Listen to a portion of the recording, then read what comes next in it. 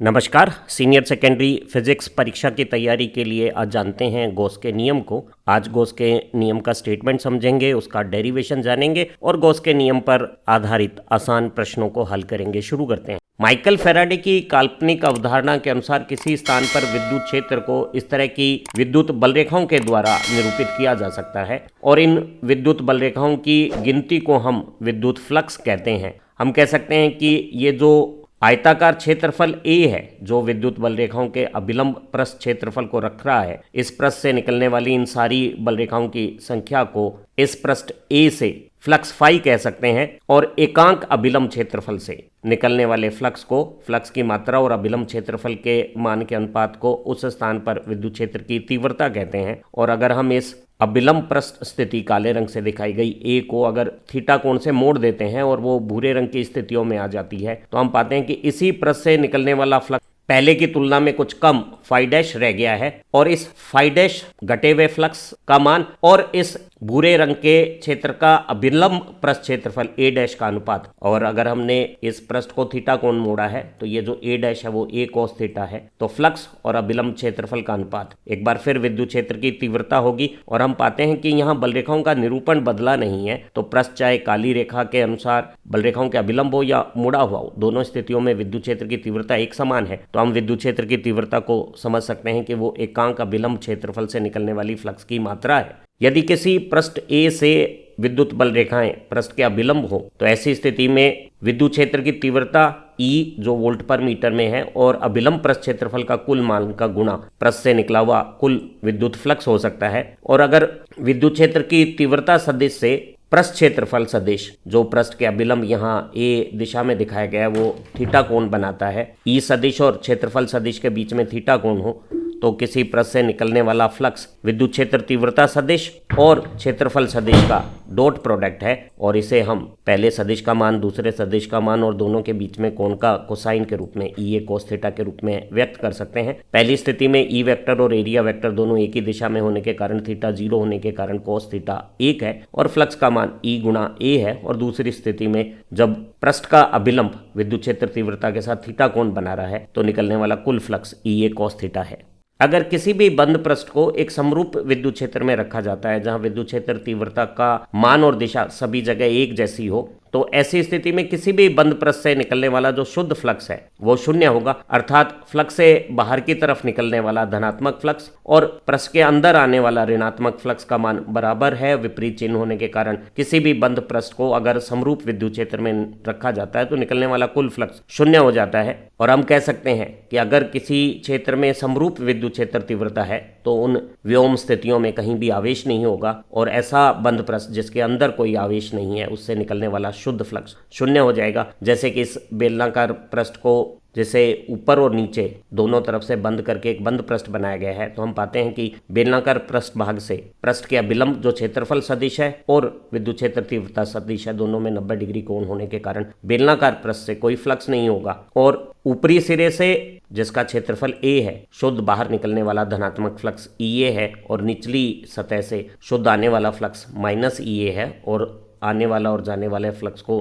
क्रमशः ऋण और धन माने तो शुद्ध फ्लक्स इस पृष्ठ से शून्य हो जाता है। बोर्ड परीक्षा में गॉस के नियम का कथन पूछा जाएगा। गॉस के नियमानुसार किसी भी बंद सतह से निकलने वाला कुल विद्युत फ्लक्स उस बंद सतह के अंदर के आयतन में परिबद्ध जो कुल आवेश है और जिस माध्यम में वो बंद पृष्ठ रखा है उसकी जो विद्युतशीलता है उसके अनुपात के बराबर होगा। तो किसी भी बंद पृष्ठ से निकलने वाला कुल फ्लक्स पृष्ठ में परिबद्ध आवेश और विद्युतशीलता के अनुपात के बराबर होता है। यही गॉस का नियम है। यहाँ इस बंद पृष्ठ में 2 धनात्मक Q1 और Q2 और 1 ऋणात्मक Q3 चार्ज है, और इन सब का अगर हम जोड़ करें और उसमें माध्यम की विद्युतशीलता का भाग दे देते हैं तो इस पृष्ठ से निकलने वाला कुल फ्लक्स परिबद्ध आवेश और विद्युतशीलता का अनुपात हो जाएगा। गणित की भाषा में हम कह सकते हैं कि किसी पृष्ठ से निकलने वाला कुल फ्लक्स उस पृष्ठ के एक छोटे से क्षेत्र भाग से निकलने वाले अल्प फ्लक्स का समाकलन से पूरे पृष्ठ पर बंद समाकलन करने से ज्ञात हो जाएगा। और किसी छोटे से पृष्ठ भाग से निकलने वाला फ्लक्स उस स्थान पर विद्युत क्षेत्र तीव्रता और क्षेत्रफल सदिश का डॉट प्रोडक्ट है।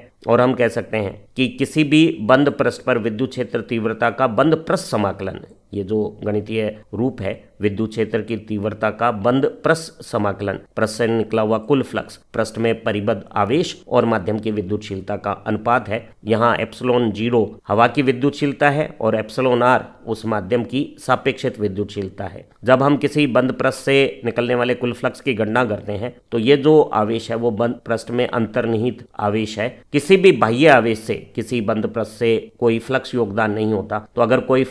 कोई आवेश जैसे Q4 पृष्ठ के बाहर है तो वो इस बंद पृष्ठ से कोई फ्लक्स योगदान नहीं बनाएगा, लेकिन अंदर के आवेश चाहे वो किसी भी तरीके से बिखरे हों, कुल फ्लक्स का मान गणना करते समय सभी आवेश के योग में विद्युतशीलता का भाग देने से कुल फ्लक्स ज्ञात हो जाएगा। परीक्षाओं में गॉस के नियम का डेरिवेशन, प्रूफ और प्रमाण पूछा जाता है। तो मान लेते हैं कि कोई स्रोत आवेश प्लस Q आवेश है और यह बिंदु स्वरूप आवेश है। हमने इसे केंद्र मानते हुए r त्रिज्या का एक बंद गॉसियन पृष्ठ लेना है और इस गोलीय गॉसियन पृष्ठ के केंद्र पे स्रोत Q आवेश रखा है। इस पृष्ठ पे एक छोटा अल्प पृष्ठ क्षेत्रफल ds पे निकलने वाला अल्प फ्लक्स, यहाँ विद्युत क्षेत्र की तीव्रता और पृष्ठ सदिश का डॉट प्रोडक्ट होगा और पूरे पृष्ठ पे कुल फ्लक्स की गणना करने के लिए सभी अल्प फ्लक्स योगदान को पूरे पृष्ठ के लिए समाकलन कर देना है। तो हम कह सकते हैं कि किसी भी बंद पृष्ठ से निकलने वाला कुल फ्लक्स पृष्ठ पर विद्युत क्षेत्र तीव्रता का बंद पृष्ठ समाकलन है। ई का मान अगर हम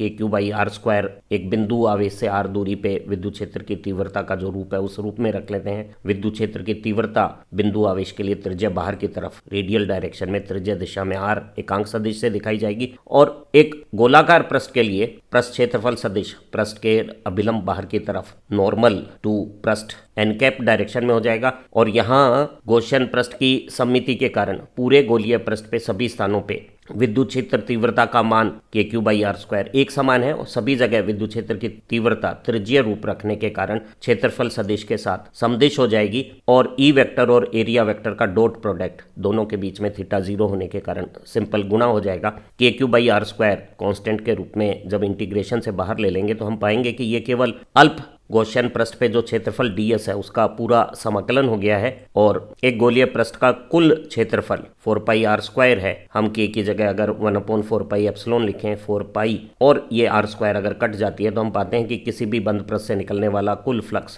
पृष्ठ में परिबद्ध आवेश और विद्युतशीलता का अनुपात हो गया है। यही गॉस का नियम है। परीक्षाओं में सरल संख्यात्मक प्रश्न पूछे जा सकते हैं। यहाँ 4 बंद पृष्ठ, यहाँ नीले गोले में पृष्ठ A अनियमित सी बंद आकृति काले घेरे में B और लाल घनाभ के रूप में बंद पृष्ठ C है और एक बड़े घनाभ जो काली रेखा से दिखाया गया है वो बंद पृष्ठ D है। 4 बंद पृष्ठ हैं। अगर हम पहले पृष्ठ A में देखें तो इसके अंदर ये 3 आवेश आ गए हैं। इन तीनों आवेशों का योग में माध्यम की विद्युतशीलता का भाग देने से पहले नीले पृष्ठ भाग से निकलने वाला कुल फ्लक्स ऋणात्मक आया है। इसका मतलब ये अंदर की तरफ आने वाला फ्लक्स है। इसी तरह से अगर हम दूसरे काले बंद पृष्ठ क्षेत्रफल में अंतर्निहित आवेश देखें +2 माइक्रो, -3 माइक्रो और +4 माइक्रो, इन सब का अगर योग करें तो ये +3 माइक्रो और माध्यम की विद्युतशीलता ε0 हवा के लिए लेने पर शुद्ध फ्लक्स पॉजिटिव आउटगोइंग बाहर निकलने वाला हो गया है। अगर हम ये तीसरा C बंद पृष्ठ लें तो इसमें 2 आवेश समान मान और विपरीत ध्रुवता के हैं जो एक विद्युत द्विध्रुव है और अगर हम इन्हें जोड़ें तो कुल आवेश 0 हो गया है। तो ऐसे किसी बंद पृष्ठ से जो एक विद्युत द्विध्रुव को घेर रहा है निकलने वाला शुद्ध फ्लक्स 0 हो जाएगा। इसी तरह से जो D आकृति है बड़ी, उसमें सभी आवेश +4, -3, +2, +3, -1 माइक्रो को अगर हम जोड़ लेते हैं तो +5 माइक्रोन अपॉन माध्यम की विद्युतशीलता नेट आउटगोइंग फ्लक्स आ गया है। अगर परीक्षा में पूछा जाए कि गॉस के नियम की क्या महत्ता है, क्या उपयोग है, तो हम कह सकते हैं कि कहीं अगर आवेश का वितरण कोई सममित ज्यामिति रखता है तो ऐसी सममित ज्यामिति में वितरित आवेशों की स्थितियों में किसी स्थान पर विद्युत क्षेत्र की गणना करना गॉस के नियम से बेहद आसान हो जाता है। और ऐसी गणना के लिए जिस स्थान पर विद्युत क्षेत्र की तीव्रता निकालनी होती है उस स्थान से गुजरता हुआ एक बंद गॉसीय पृष्ठ का निर्माण किया जाता है और ऐसे गॉसीय पृष्ठ पर विद्युत बल रेखाएं या तो पृष्ठ के समांतर होती हैं या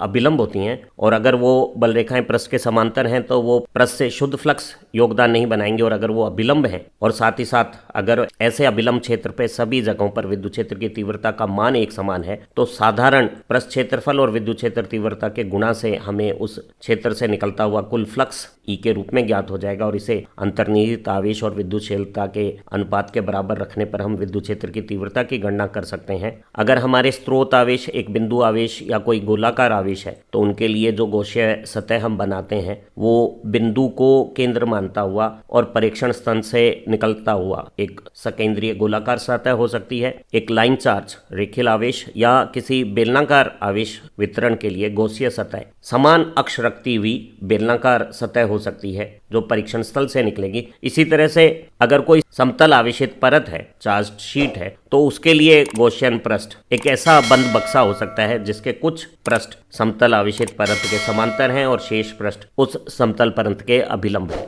आपने गॉस के नियम का स्टेटमेंट, डेरिवेशन और एप्लीकेशन जानी है। इसी तरह की दूसरी छोटी वीडियो से आपकी परीक्षा तैयारी अच्छी होगी। इसी वीडियो को अंग्रेजी में देखने के लिए डिस्क्रिप्शन लिंक में जाइएगा।